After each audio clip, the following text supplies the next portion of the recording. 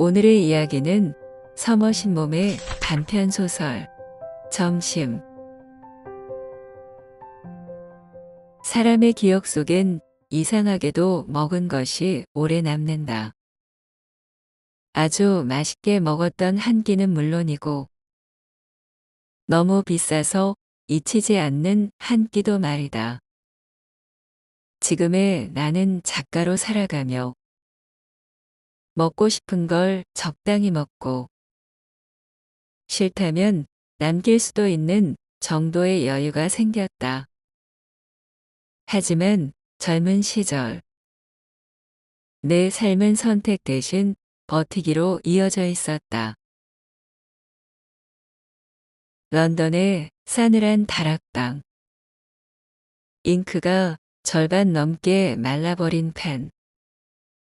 버터 한 조각을 아껴가며 썼던 글들. 그때 나는 한 점심 식사 때문에 한동안 차로 허기를 달래야 했다. 그리고 이상한 건 그 점심이 아무리 지나도 잊히지 않는다는 거다.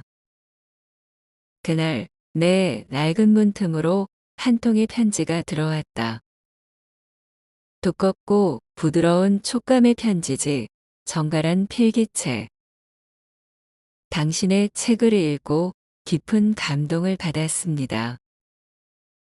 제게 작은 영광을 허락해 주신다면 가벼운 점심 한 끼 대접하고 싶습니다. 그녀는 자신을 단정한 여인이라고 소개하며 점심은 거의 먹지 않는 편이라 부담 없이 만나고 싶다고 덧붙였다. 나는 그 문장을 한참 바라봤다. 점심을 거의 먹지 않는다는 말이 그녀가 나를 배려한다는 뜻이라 생각했다. 그리고 가난했던 나는 한 끼 공짜 점심이라는 단어에 은근히 흐뭇해졌다. 하지만 편지 끝에 적힌 식당 이름은 그 모든 기대를 산산조각냈다. 파리에서 가장 비싼 레스토랑 중 하나. 그 이름을 보는 순간 나는 본능적으로 지갑을 한번 두드렸다. 안쪽엔 종이 몇 장과 동전 몇 개뿐이었다.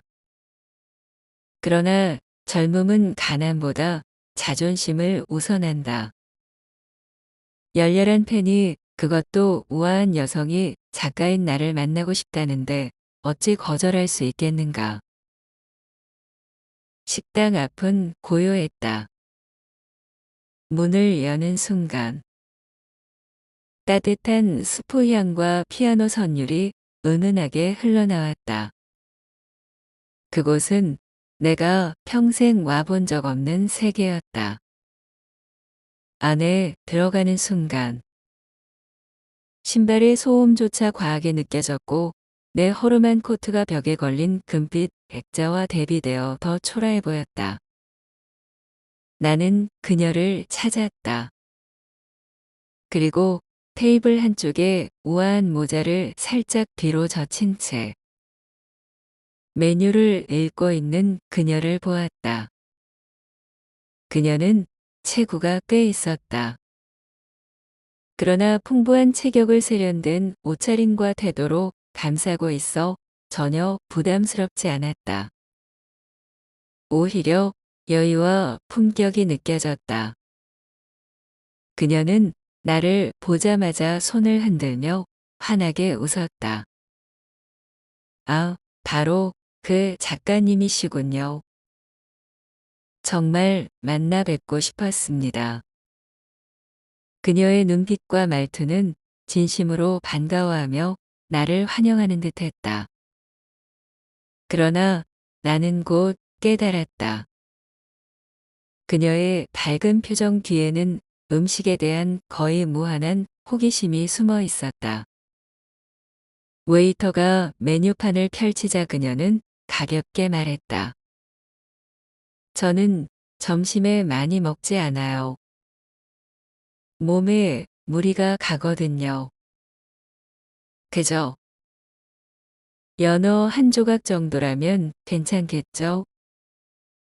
나는 메뉴판을 보며 절망했다. 그 연어는 메뉴 중 상위권 가격이었고 나는 이미 식사 비용의 절반을 포기한 셈이었다. 나는 최대한 차분하게 말했다. 저는 그냥 가장 저렴한 오믈렛으로 부탁드립니다. 웨이터는 그녀 쪽을 보며 눈을 빛내고 추천을 이어갔다. 부인, 오늘 아침에 막 들여온 신선한 연어입니다. 기회가 흔치 않습니다.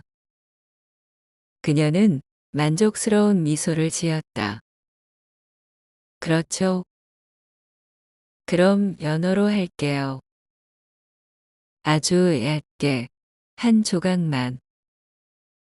녀석은 한 조각이란 말을 참 좋아했다.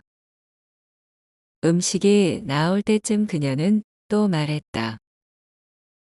전 점심엔 술을 거의 안 마셔요. 신체 리듬이 흐트러지거든요. 나는 가슴을 쓸어내렸다.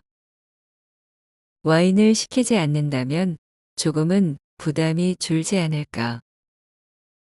그러나 그녀는 이어 말했다. 다만 몸에 좋은 화이트 와인 한 잔 정도는 의사도 가끔 좋다고 하더군요.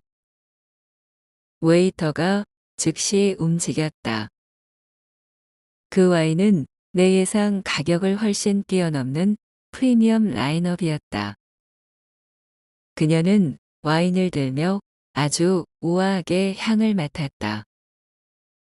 이 향 정말 아름답지 않나요? 나는 비어있는 물컵을 바라봤다. 물조차 쉽게 리필되지 않는 곳이었다. 그녀는 대화를 주도하는 사람이었다. 그녀는 문학, 연극, 미술, 여행 경험을 거침없이 이야기했다. 마치 어떤 주제든 이미 알고 있고 느끼고 있고 충분히 말할 수 있다는 듯. 나는 간간히 질문을 던지며 그녀의 이야기를 따라갔다. 그녀는 생각보다 영리했고 세상 보는 눈도 넓었다. 그러나 대화 사이사이 웨이터가 지나갈 때마다 그녀의 눈빛이 움직였다. 어떤 사람은 책을 열심히 읽고 어떤 사람은 세상 돌아가는 걸 유심히 보고 어떤 사람은 사람의 표정 변화를 흘깃 보며 이야기할 때도 있다. 하지만 그녀는 음식이 지나갈 때마다 가장 빠르게 반응했다. 그녀는 손사래를 치며 말했다. 저는 고기는 거의 먹지 않아요. 몸이 무거워져서 싫거든요. 그 말을 들으며 나는 잠시 희망을 품었다.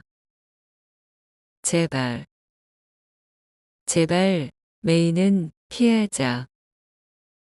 그러나 그녀는 옆 테이블로 향하던 카트에서 부드럽게 익은 송아지 고기를 보자 눈을 크게 떴다. 그런데 이 요리는 아주 연하다고 하던데 부드러운 건 괜찮겠죠? 딱 한 조각만 맛볼게요. 한 조각, 또 한 조각. 그녀에게 한 조각은 세상의 모든 음식에 허락된 최소 기준이었다. 메인 요리가 끝나자 나는 이미 계산서를 걱정하느라 대화가 귀에 들어오지 않았다. 그리고 그녀는 말했다. 단 건 거의 먹지 않아요. 당도 높은 음식은 몸에 안 좋으니까요. 나는 속으로 소리쳤다. 부탁입니다. 오늘만은 예외를 만들지 마세요. 하지만 디저트 카트가 나타나는 순간 그녀는 다시 미소 지었다. 저 체리파이 아주 유명하지 않나요? 그렇다면 예외로 한 조각만. 나는 결국 고개를 떨궜다. 식사가 끝나자 그녀는 우아하게 손을 닫고 말했다. 정말 즐거운 시간이었어요. 이런 자리 자주 있지 않잖아요. 그리고 자연스럽게 지갑을 꺼낼 기색도 없이 자리에서 일어났다. 나는 계산서를 열었다. 눈앞에 있는 숫자가 한동안 현실로 느껴지지 않았다. 내 그달 생활비의 절반이 그 종이 한 장에 담겨 있었다. 나는 미소도 탄식도 나오지 않았다. 그저 현실을 받아들이기로 했다. 그로부터 20년이 흘렀다. 나는 작가로 성공했고 가난했던 시절의 기억은 이젠 미담처럼 떠올릴 수 있게 되었다. 그러던 어느 날 극장에서 그녀를 다시 보았다. 시간은 그녀의 몸집을 더 넉넉하게 만들었고 특유의 우아함은 여전히 사라지지 않았다. 나는 조용히 웃으며 속으로 중얼거렸다. 그래. 그녀는 점심을 거의 먹지 않는 사람이 아니라 점심을 아주 즐길 줄 아는 사람이었지. 그리고 이상하게도 그날의 허기졌던 기억이 지금은 조금 따뜻하게 느껴졌다.